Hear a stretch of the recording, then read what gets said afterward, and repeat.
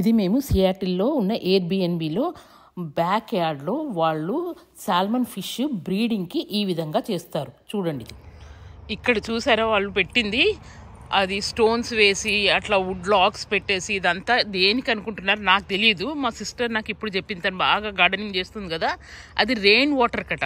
అంటే ఇక్కడ నుంచి ఇట్లా ఫ్లో అవుతూ ఆ చెట్లకి వెళ్ళడము, ఆ రెయిన్ వాటర్ పడ్డప్పుడు కూడా అది బ్యూటిఫుల్ లుక్ ఉంటుంది కదా. ఇక్కడ చూడండి ఆ వుడ్ లాక్స్ ఎంత బాగా పెట్టారు.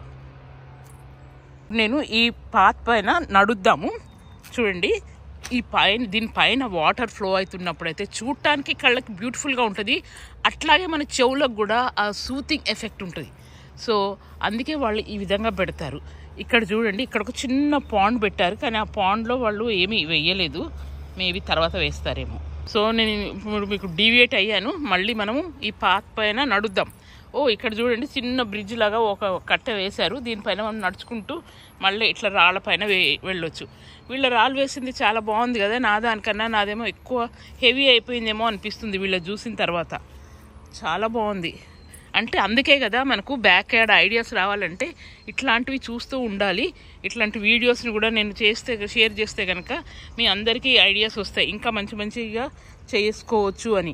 ఇంకా మీ క్రియేటివిటీ తోటి మీరు ఇంకా దాన్ని బాగా చేసుకోవచ్చు. చూడండి, ఇదంతా కూడా ఇట్లా కిందికి వెళ్ళిపోతుంది, చూసారా? ఇప్పుడు రెయిన్ వాటర్ వచ్చిందంతా కూడా ఇట్లా వాళ్ళ కింద లోయలాగా ఉంది కదా, ఈ లోయలోకి వాటర్ అంతా వెళ్ళిపోతుంది అనమాట. Nice, beautiful. చూడండి ఎంత బాగా ఉందో. ఇటన్నీ కూడా వాళ్ళంతా ఈ చెట్లు, పడిపోయిన చెట్లను వాటివి ఉంటాయి కదా, అవి దొరుకుతాయి, అమ్ముతారు. వీళ్ళు కట్ చేసి పెట్టిన అవసరం లేదు, వీళ్ళకి ఇక్కడ రెడీమేడ్గా దొరుకుతాయి. వాటిని వాళ్ళు ఎంత బాగా యూజ్ చేసుకున్నారు. ఇక్కడ మనం ఇందాక చూసాం కదా, ఇట్లా వాటర్ వెళ్ళడానికి ఇక్కడ ఫిష్ బొమ్మలు ఉన్నాయి, చూసారా? ఇక్కడ ఫిష్ బొమ్మలు పెట్టారు. దీనికి ఒక రీజన్ ఉంది, అదేంటో నేను ఇట్లా అని వాటర్ అంతా కిందికి పోతుందని చెప్పాను కదా నేను. ఆ కిందికి వెళ్ళేదాన్ని, ఆ కింద దాన్ని రావైన్ అంటారట. దాని పూర్తి వివరాలు అది ఎందుకు అనేది మా సిస్టర్ ఇప్పుడు మనకు చెప్తోంది. ఇది రావైన్ అంటే ఏంటంటే సాల్మన్ యొక్క బ్రీడింగ్ జోన్ అనమాట. దీని నుంచి వాటర్ అంతా కూడా డౌన్ స్ట్రీమ్ వెళ్ళేసి ఓషన్, పెసిఫిక్ ఓషన్ లో కలుస్తుంది. అయితే ఫిష్ అంతా ఏం చేస్తుంది అని అంటే, సాల్మన్ ఫిష్ అప్ స్ట్రీమ్కి వస్తుంది. ఇది అప్ స్ట్రీమ్ అనమాట.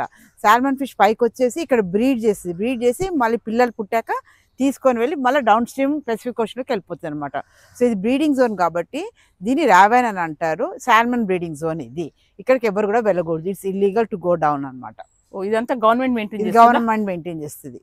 ఓకే, చూసారు కదా ఎంత మంచి ఇన్ఫర్మేషన్. ప్లస్ వాళ్ళు ఎంత ఇదిగా సాల్మన్ బ్రీడింగ్ గురించి గవర్నమెంట్ ఎంత మంచి ఇనిషియేటివ్ తీసుకుంది అనమాట. సో ఇక్కడ ఉన్న ప్రతి ఇల్లు, అంటే దీనికి ఆనుకుని ఉన్న ఇల్లు, ప్రతి ఇల్లును కూడా వాళ్ళు అట్లా చేశారు.